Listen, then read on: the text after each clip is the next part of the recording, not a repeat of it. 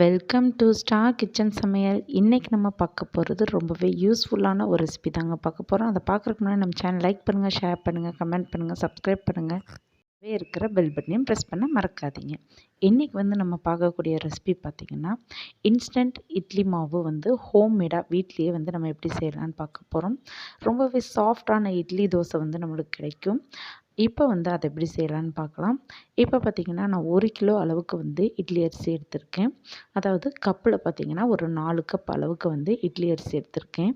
இந்த இட்லி மாவு நீங்கள் ஸ்டோர் பண்ணி வச்சிட்டிங்கன்னா ஒரு 6 மந்த் வரைக்குமே கெடாது. நம்மளுக்கு திடீர்னு நம்ம இட்லி மாவு அரைக்கல, தோசை இட்லி செய்யணும் அப்படின்னும் போது நம்ம இதை யூஸ் பண்ணிக்கலாம். இப்போ பார்த்திங்கன்னா 4 கப் அளவுக்கு இட்லி அரிசிக்கு 1 கப் அளவுக்கு வெள்ளை உளுந்து சேர்த்துக்கலாம். 2 டேபிள் ஸ்பூன் அளவுக்கு வெந்தயம். இது எல்லாத்தையுமே நல்லா வாஷ் பண்ணிவிட்டு நல்லா ஒரு 4 மணி நேரம் ஊற வச்சுருங்க. ஊற வச்சுட்டு நல்ல நிழல்லையே வீட்டுக்குள்ளார ஒரு ஒயிட் கிளாத் விரித்து நல்லா காய வச்சுருங்க. அரிசியும் உளுந்து நல்லா காஞ்சதுக்கப்புறம் இதை மிக்ஸி ஜாரில் சேர்த்து நம்ம பொடி பண்ணிக்க போகிறோம். இப்போ பார்த்திங்கன்னா அரிசி தண்ணியிலேருந்து எடுத்துட்டு நல்லா துணியில் போட்டு நல்லா காஞ்சிடுச்சு. இப்போ இதை மிக்ஸி ஜாரில் சேர்த்து நல்லா நைஸ் பவுடராக தனித்தனியாக நுணுக்கி எடுத்துக்கோங்க. ஃபஸ்ட்டு அரிசி மாவை ரெடி பண்ணிவிட்டு அப்புறம் உளுந்து மாவு ரெடி பண்ணிக்கோங்க. எதனால் அப்படின்னா அரிசி மாவு கூட கொரகொரப்பாக இருந்தால் பரவாயில்ல. ஆனால் உளுந்து மாவு நல்லா பவுடராக நுணுங்கிடணும்.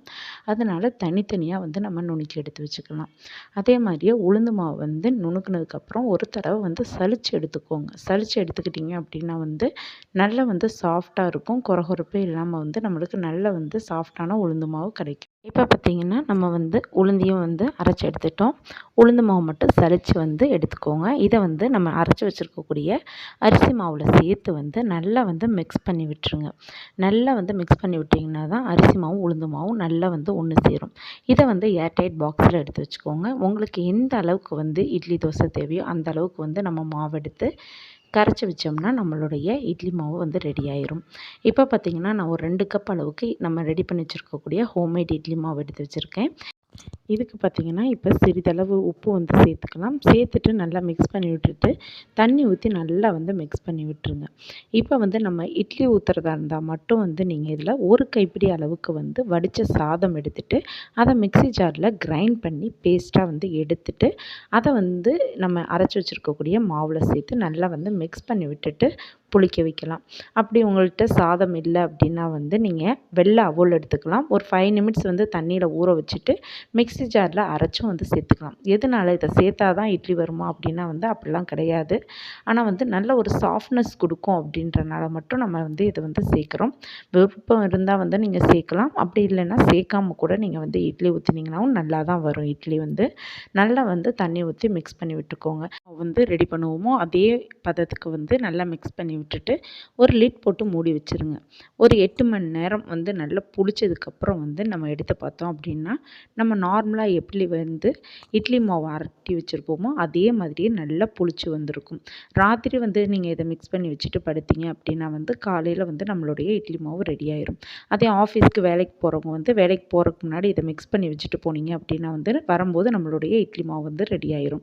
இப்போ இதை நம்ம எப்பயும் போல் இட்லி பாத்திரத்தில் இட்லி ஊற்றிக்கலாம்.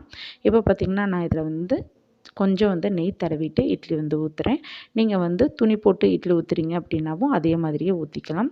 ரொம்ப சாஃப்டான இட்லி கிடைக்கும். அதே மாதிரியே இதே மாவில் தோசையும் நல்லா கிறிஸ்பியாக வரும். இப்போ பார்த்திங்கன்னா இது மாதிரி நீங்கள் மாவுகளை மிஷினில் கொடுத்து கூட நீங்கள் அரைச்சி வாங்கி வச்சுக்கிட்டீங்க அப்படின்னா ஒரு 6 மந்த்லேருந்து ஒரு 8 மந்த் வரைக்கும் கூட நீங்கள் ஸ்டோர் பண்ணி வச்சுக்கலாம். நம்மளுக்கு தேவையான போது நம்ம இதை யூஸ் பண்ணிக்கலாம். இப்போ பார்த்திங்கன்னா நம்மளுடைய இட்லி நல்லா சாஃப்டாக, அதே மாதிரி கலர் பார்த்திங்கன்னா நம்ம கிரைண்டரில் நம்ம மிக்சியில் தான் பவுட்ரு பண்ணி தான் நம்ம இது பண்ணோம். இட்லியோட கலர் பார்த்திங்கன்னா உங்களுக்கே தெரியும், நல்ல ஒயிட் கலரில் வந்திருக்கு.